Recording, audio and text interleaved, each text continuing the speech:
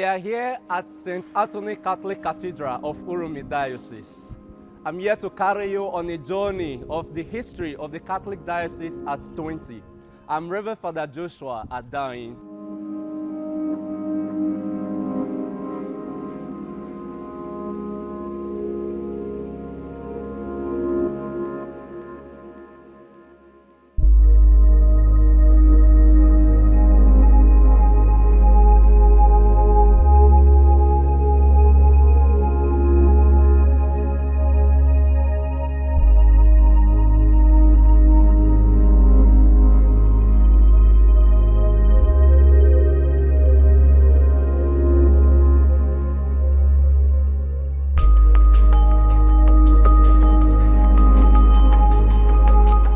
In the heartbeat of Asa land, where ancient tradition once reigned supreme, the history of a people breaks through. This is the story of a people's journey with Christ, from the dawn of missionary footsteps to the flourishing of a diocese not celebrating a 20th anniversary. It is the story of Uromi. Come with me, let me take you down the memory lane of Uromi at 20. Parejame.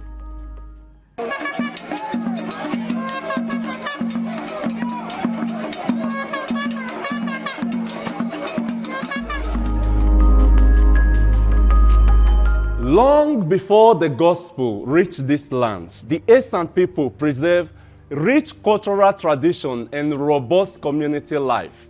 Their spirituality, like every other African traditional religion, held deep reverence for Osenubua, the supreme being. However, in the early 20th century, their world will be hit by a new faith, Uromi Osogbon. Like the Esan people will say,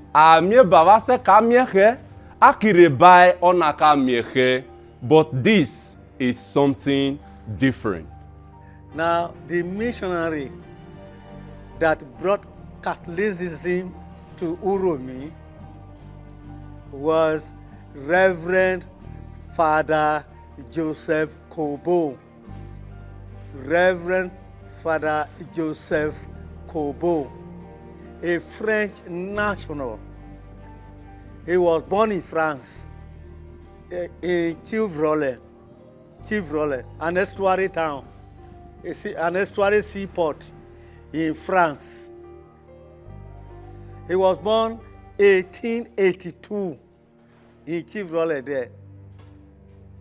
At the age of 20 or so, that was 24, at the age of 24, he became a Reverend Father. That's 1904. He became a Reverend Father. Then 2 years later, now he obtained permission from the Pope through Nantes Diocese, his own diocese in France. That's Nantes, to come to Africa to evangelize.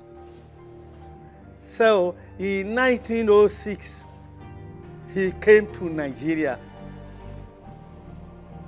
to evangelize. Now, he entered through Warri to the branch, the tribute of River Niger, then until he came to Asaba, where Reverend Zakpa, who was the bishop that time, we'll call him bishop in our own case, bishop.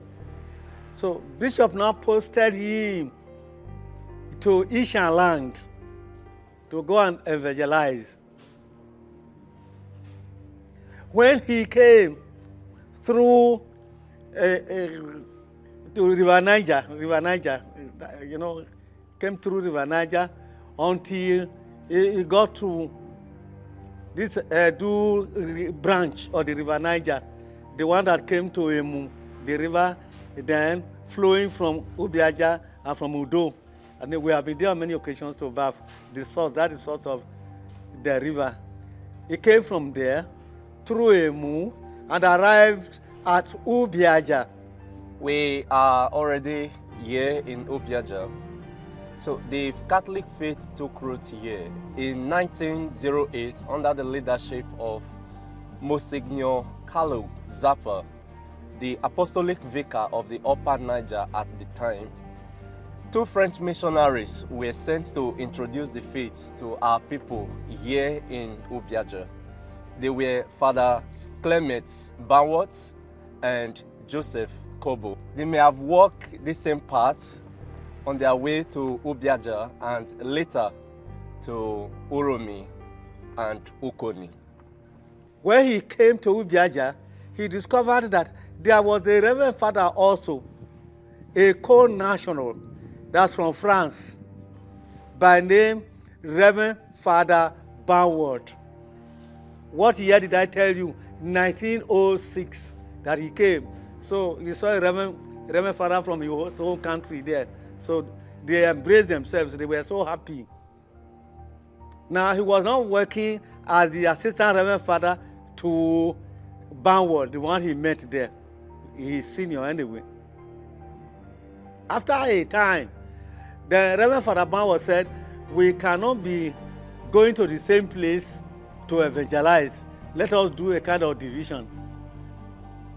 So Reverend Father Banwart said, let me be going towards Emu side, Ewato, Ebokimi, so I could be evangelizing there. Then you Father Kobo will be coming to Uromi, through Ukoni. You will be coming here to evangelize. So they divided the portions like that. So Father Kobo came to Ukoni here. This was the road to Ubiaja. This road now that is no longer. This was the road that led to Ubiaja at that time, that the colonial masters were using. That major road through Refandion was not in existence until Governor Gbamudia came and constructed it. There was a major road between Uromi and Ubiaja. So Father Kobo came to Ukoni here and started preaching. Naturally, not many people were ready to listen to him that time, especially the pagans. And culture, if you read your Things Fall Apart by Chinua Achebe in 1958, you will see that culture contact is always a problem. The European culture and the Nigerian culture, many people didn't like him, but a few people liked him anyway. So he was now coming to Ukoni from Ubiaja. Sometimes the Reverend Father at Ubiaja would follow him to this place. And sometimes he would even say, let me come here this Sunday. You, Father Kobo, you go to the other areas also, so that it will not be just one man business coming to one place. They will not see another person. That's how Father Kobo came here, started preaching. Not many people, of course, it's natural. It happened everywhere. Not many people were ready to welcome him that time because there were pagans, there were native doctors, all these people who were going all about saying all that did not even exist. Ignorance was part of it. We had different gods and goddesses called Osenuhegbe. One of them, Osenuhegbe. The other one, Atalata. The other one, Osejemerio.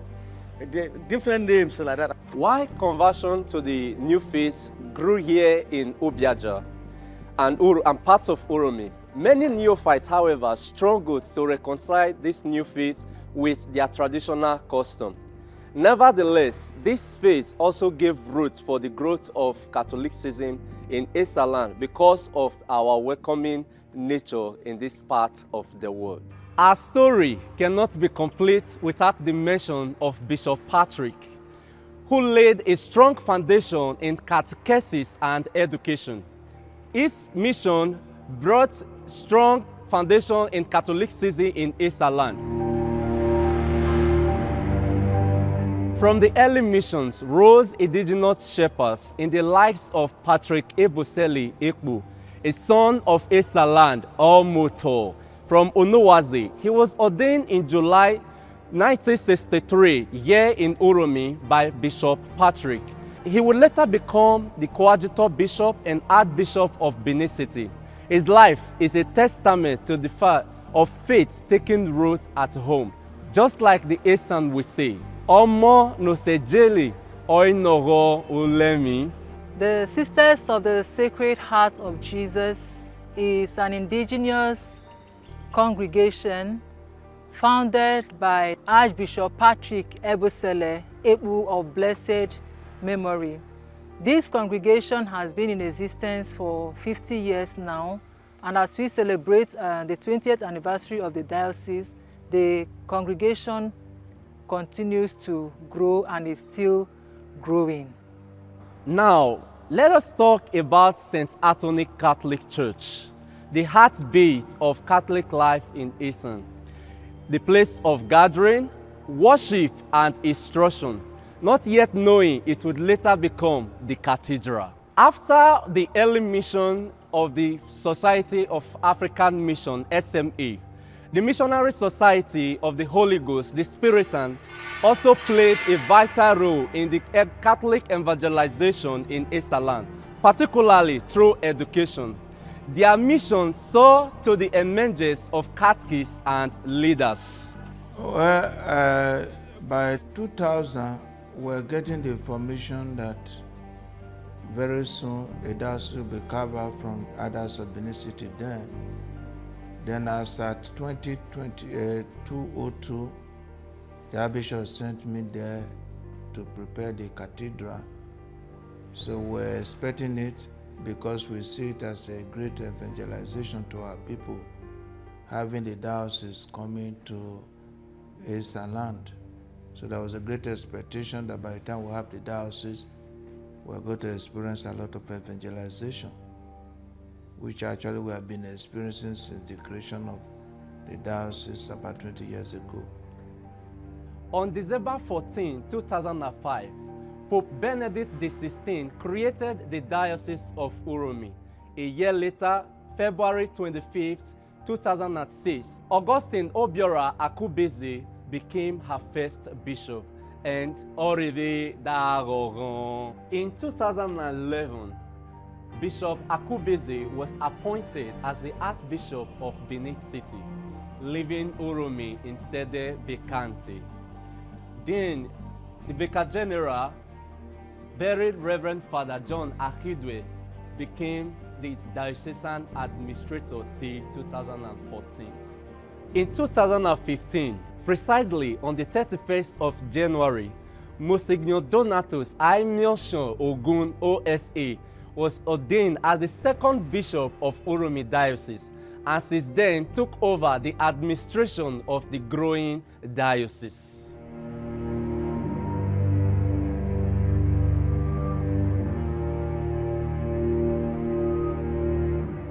There are different phases leading up to announcement.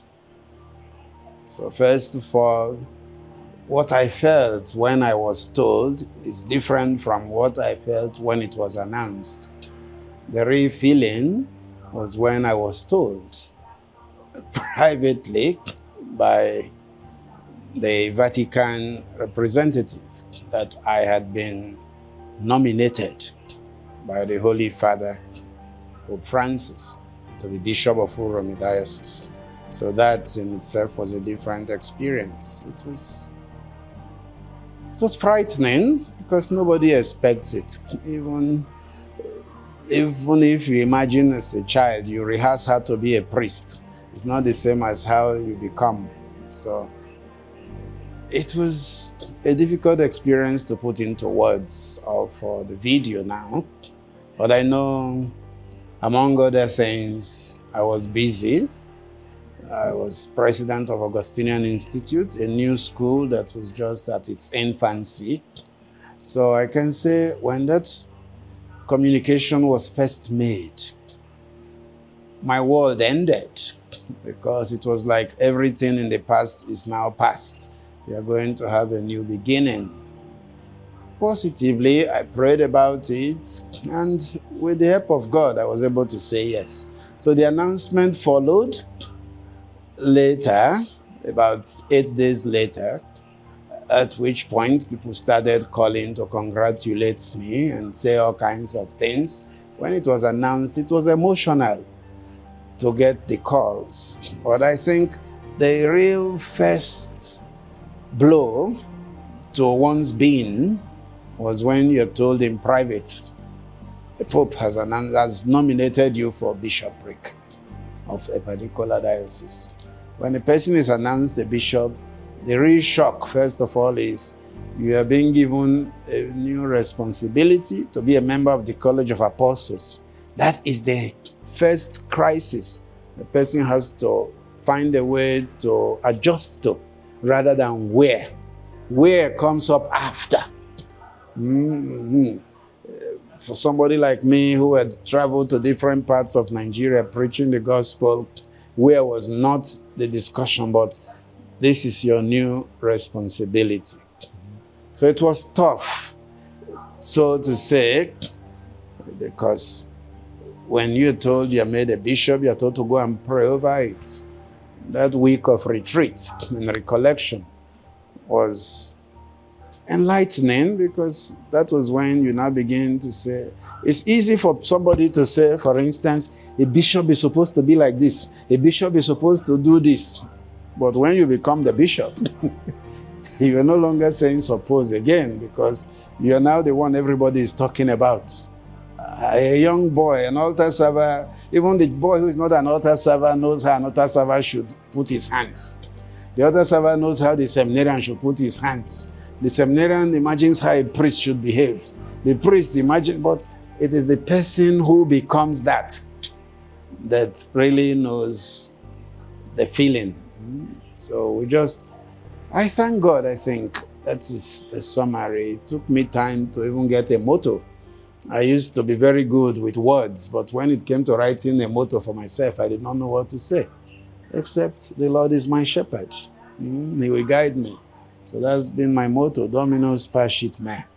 And he has been very there. He's been leading me all these years. Since the installation of Bishop Ogun, there have been a lot of development in the area of creating more parishes to the ones we have now.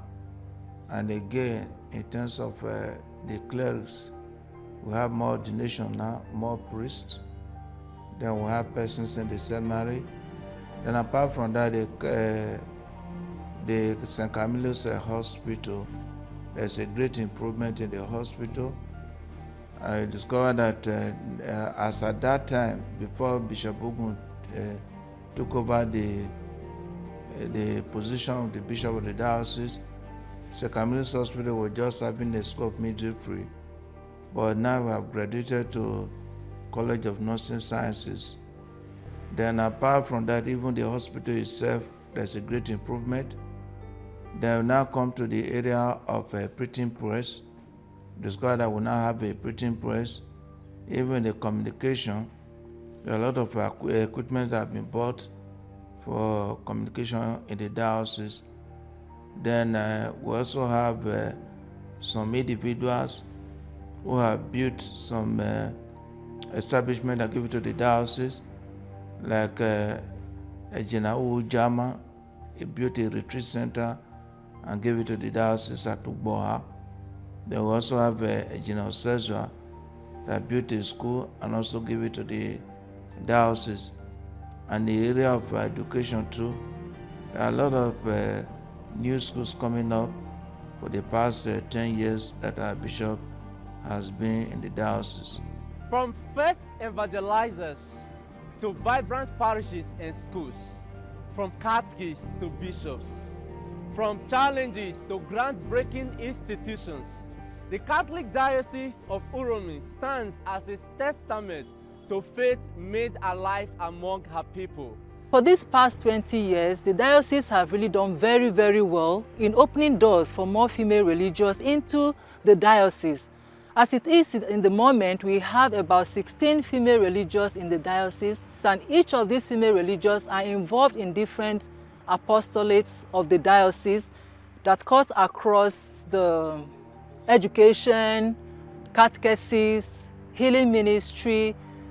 We have also those who are involved in empowering the human persons, the youth and the women, and also they are also involved in pastoral ministry and in so many things which they are all engaged in. Despite the challenges of our time, the women religious in the diocese have continued to be resilient and dedicated and committed to the service in which they render to the people of the diocese. But before the inception of the diocese, the sisters also have been able to build the faith of the people from where we have the parish that was born out of this place. We have the Sacred Heart Parish in Atani. The Sacred Heart Parish in Atani was born out of the novitiate community in this very place. The people's faith, we started building the people's faith here through the village ministry and also through the home-to-home visitation. At the moment, we have the village ministry where the novices go out for 2 weeks before their first profession. This was what we started at the beginning. For 2 weeks, they go and they stay in the interior villages with the consent of the parish priest, because we have to speak with the parish priest. With the consent of the parish priest, they are not supposed to stay in the parish house, neither are they to stay in any convent, but they are to stay in the family house of any of the parishioners in the terrain. And while they are there, they are going to share with them whatever it is they have to share with them. If they have whatever they prepare, they join them to go to the farm. If farm is one of the major things they do, they also work with them in the school. If it's a school period, the sisters also go there to work in the school, and they also go there to work in the parishes and meet the needs of the people in that parish, in those remote areas. We specifically don't go to cities during our village ministry. We make it a point of duty to work in the villages, and that is part of our grassroots evangelization. So as part of our village ministry, because it's important to also note that as part of our village ministry, we're able to get some vocations, and one of the vocations we are always proud of talking about is the vocation of Father Francis Omolume, Father Ebosele of Sokoto Diocese. Father Francis Omolume, as we know, is the Vicar General of the diocese. Father Francis got his vocation through one of these ministration, village ministry of the sisters, going to Uberumu to spend some time with the people. And we have so many other sisters who have joined us and have joined other congregations who were also able to join to this very village ministry.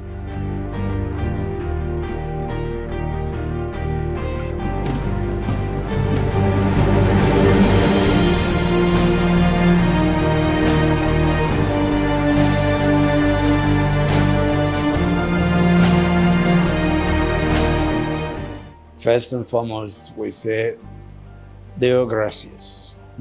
We thank God for these 20 years. Beautiful as it is, we are celebrating 20, while some parts of the world are celebrating millennia, some are celebrating centuries and centenaries, some are celebrating decades, but we thank God we have 2 decades. Before we became a diocese, we were part of a big church, the Benin Archdiocese, that celebrated 100 years in 1984-85, and we're all part of the story. So our 20 years as a diocese is not taken in isolation, but as a part of a system that has a very long history. The faith was planted thanks to those who first came. What we celebrate today as 20 years, to the glory of God, we are able to also say, started more than 100 years ago, as far back as 1908, with the planting of the church in Ubiaja. Some of the parishes have done 100 years in recent times, since that 1908. And the 20 years as a diocese is 20 years of grace that has created for us an opportunity to even deepen the faith within a smaller body than that vast diocese or archdiocese. So in the last 20 years, the diocese came out with about 16 parishes and some institutions, to the glory of God. I thank God, first of all, for the accepted inspiration. We thank two sons of our diocese, Archbishop Ekpu of blessed memory, God rest him, and Cardinal Okoje, all from Uromi, and the many other sons and daughters who labored quietly to see the reality of this. And the very first bishop, who is now Archbishop of Benin City, Archbishop Augustine Akubeze. We thank the many people who worked with him to see the success of this diocese. And we cannot forget too to thank Pope Benedict XVI, who helped to also who approved the creation of our diocese. Not just that he helped, he approved it. So we thank all these figures. Archbishop Akubeze began not just a mustard seed, but a seed well planted. The faith had been here to the extent that we can almost boast, like the Italians, that at some point every shaman was a baptized Catholic, even if they wandered away. Almost every shaman. And most of our pioneer Christians, even politicians, were either baptized Catholics or went through Catholic schools. So the seed they received also helped in shaping the foundations of the diocese. They were there for Archbishop Akubeze. They helped to establish different foundations across the country, and one of the ones that has existed without break is the Esan Sons and Daughters that is on even to this day, and we're trying to revive across the country. They have been very, very exceptional, giving witness to the Catholic faith. Archbishop Akubeze did a lot with St. Camillus, with Lumen Christi in terms of health and education, opened up Ewu and Ebele, and then many other schools. St. Andrews, nursery, primary, those ones are countless, all to help promote evangelization. And by the time he was leaving to Benin, within 5 years, a diocese that started with about 16 parishes rose to 30 parishes.